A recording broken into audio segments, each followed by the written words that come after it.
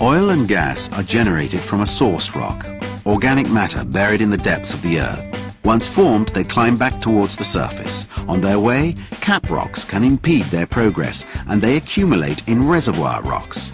Here they constitute hydrocarbon fields, which can be identified by interpreting seismic data, a sort of echography. The data is obtained with the help of a seismic ship. To confirm the interpretations of seismic data, two types of drilling gear exist. Each is adapted to a range of depth of water down to more than 2,500 meters. The platform seen here is a semi-submersible which floats and retains its stabilized position by means of anchors fixed on the seabed. Platforms at sea are used not only for drilling but also for the production of hydrocarbons. This production consists of the separation of oil, gas and water before the oil and gas is taken by pipeline towards a mainland terminal. Where it's impossible or too expensive to link the field to the coast by a pipeline, an FPSO ship is used, floating production storage and offloading barge. On board, the hydrocarbons and the water are separated.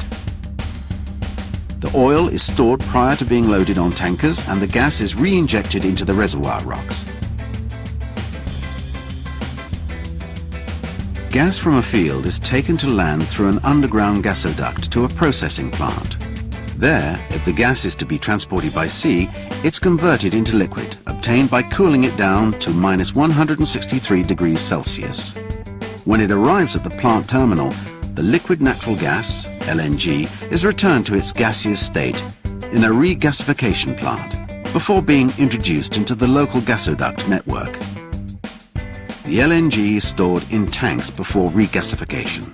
The crude oil is transported in a petroleum tanker, the capacity of which can attain 200,000 tons. It's commonly called a supertanker. The terminals capable of receiving such giants are few and far between. The ships used to transport the crude oil produced on an FPSO ship are of a much smaller capacity. The crude oil, before being refined, is stored in the port in large capacity tanks. The natural gas is preserved in reservoirs, artificial or natural. It's ready to be injected by pumping into the gasoduct network for industrial and domestic use, or as fuel in power generating stations. As far as the crude oil goes, it's transported by oleoduct to the refinery. There it undergoes a number of transformations and blending. A variety of finished products are obtained: LPG, petrol, kerosene, diesel, or naphtha, which will be used as the basis for the